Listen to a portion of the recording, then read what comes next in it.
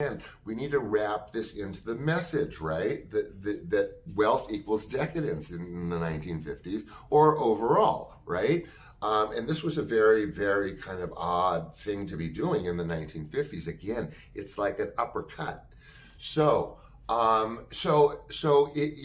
these again, it's centered on Robert Stack and Dorothy Malone, who turn in brilliant performances, incidentally, but they're the ruling class, a nymphomaniac and an alcoholic. And that is what he's showing us, this dysfunction of the ruling class. But he's got his foot in the door, so you don't know really what many people, many fans of Douglas Sirk will go to the visuals. Well, yeah, but the visuals are like a means to an end. That's only one foot in the door. The other one is the message. Now, he's done some story clunkers, but again, like I talked earlier in the week about Fellini, he can tell the story with the production design, with the lighting, and with the cinematography in particular. This trifecta that Sirk always works with is, even if you sit there somnambulant and just like stare at it, it's sumptuous, it's lush, it's luxurious. But what does all that mean in Written on the Wind? We're talking some hot Southern Gothic, like I said. This woman wants to get laid more than anything in the world.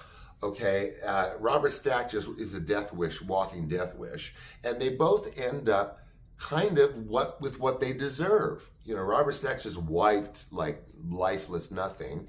Again, we have these bystanders, Lauren Bacall and Rock Hudson, but they're almost like us. Like they're like, but again, he's sweeping with this, this symbolism. Like, Laura Bacall will be depressed or pensive or sad. Then suddenly she's walking into 3 different pools of blue light. Then the dark blue, and then a lighter blue hits her, and then she has a thought, and then there's fire red over here. You'll see in Sirk's movies, this is his foot in the door of your head. But then he's pouring in this message of the ruling class is decadent, or can be. Well, I'll leave that up to you.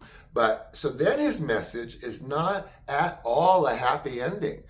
What happens is the father dies, the whole situation falls apart, and Dorothy Malone, the nymphomaniac, is left with nothing. No father, no family, just wealth. So what does that tell us? She was the worst offender. She was like wrecking people's lives with her nymphomania, and what happens? Everything falls apart around her. She is left as the ruling class, the worst one of all. And then Sirk gives us, to many of us film fans, the ultimate boom at the end, which is he sticks her with a gold phallus. She's at the desk with all this wealth, her father, the oil baron, looming picture over her, and she's got this fat-ass, tall, golden phallus, which is an oil derrick that he always kept on his desk. But she's pulled it over to her, she's in his seat, and you guys, I'm just going to leave it to you. She's stroking the thing, holding it, looking at it, leaning on it, stroking it. Dude, whoa. And she's amazing. So I gotta, I'm gonna wrap this up because, film stuff, I can go on forever. I think I'm gonna touch on a few other genres and favorites because, the enthusiasm is quite obvious. Okay, so I hope you enjoyed today, gained a little insight. Run out and go see a Douglas Sirk film if you can.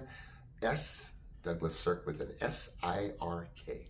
All right, be good to yourself, take care of those around you, and tomorrow, same menu, as you know, as you can well imagine. Otherwise, I love you. Bye.